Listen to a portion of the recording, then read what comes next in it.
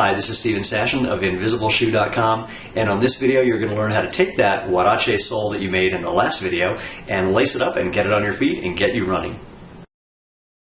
Okay, now it's time to tie your huaraches, to get your barefoot running sandals on and get you running. Now, people have practically knocked down, drag out arguments about how to tie the huaraches to your feet, and I'm going to show you two different ways here. You'll see that I've actually tied, this is the first pair of huaraches I ever made. This one on your right, my left foot, is tied using the more traditional style, a sort of toga style, and this one is using a slip-on, slip-off style. In fact, one of the reasons that I typically use this style is because you can see, let's just do this really quickly, I can take them off and just put them back on and they're ready to go. This one, obviously, you need to wrap around your foot, and that's a whole different process. So let me show you how both of them work. We'll start with this style by untying it. And again, there's a lot of personal preference involved here and little individual variations. The more you just get your shoes on and play with them, the more you'll find the one that works for you. So here's how it all begins. That's the way the shoe looks to begin with.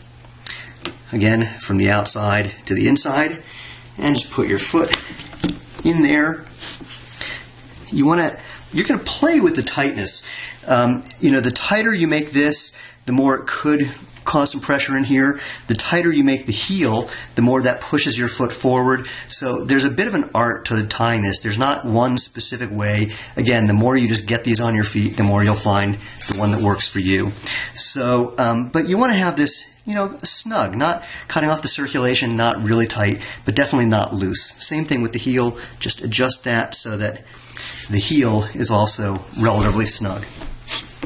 Then you're going to come up from the inside and just go around your foot. You're staying off the ankle and around the ankle. And you can, depending on the length of the cord, do this once, do this twice. It's up to you. I'm just going to do it once on this shoe. And after you've come around, you're going to put the cord underneath the front and then give it a little tug.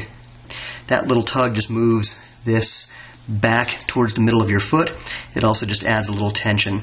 And I'm actually going to wrap this once more. This is one of those places where, again, people have individual variations. Some people just go from here around to the inside of the foot. I'll show you both. And back. And then they'll either tie it off or, so here I'll show you that way. You can just put it under here and tie that off.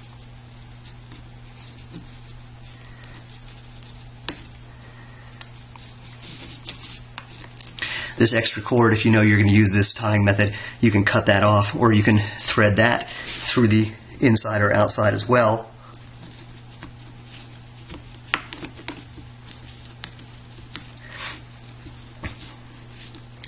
That's just a matter of getting rid of the extra cord. So again, this is one option. A variation on that theme is, I'll start kind of again so you can see where it diverges. So we've come up, wrapped around the foot, we come back down,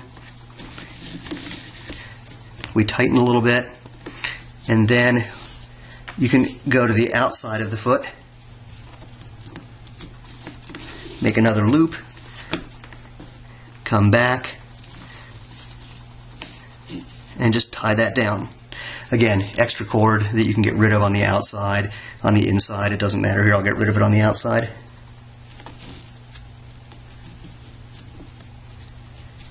This part, don't try to copy what I'm doing exactly, because really, it's just faking it. You're just getting rid of the extra cord, that's all, with a simple little knot. So that's the toga style. Again, stay off the ankle on both sides. You want to keep that nice and free. Okay, let's do the slip-on, slip-off style. Just to show you again, slips off, and let's untie this and start from the very beginning. This one seems a little more complicated. It's actually not very difficult, but again, more importantly, once you do it once, you pretty much don't have to do it again. So we start in the same idea, just slipping the sandal on, having this be not too tight, just, you know, comfortably tight. Same thing with the heel. Okay, so step one.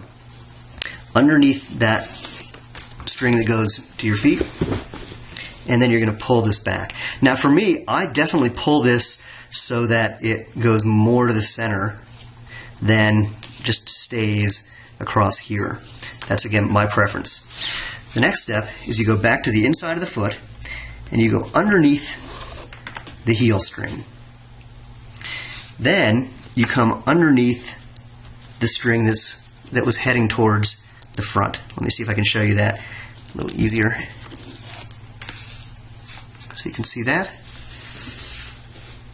Makes a little, almost like a little knot right there. Then you're going to come around the heel, and you're going to do essentially the same thing on this outside. You're going to go underneath that top part, then down and back up through underneath the bottom string.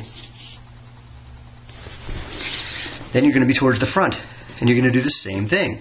You're going to come underneath these two strings on top of this string,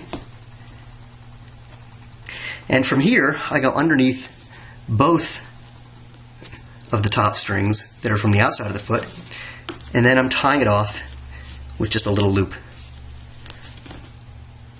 Again, if you know you're going to use this, you can cut off the excess, or take the excess and you can either go to the inside or the outside. It doesn't matter.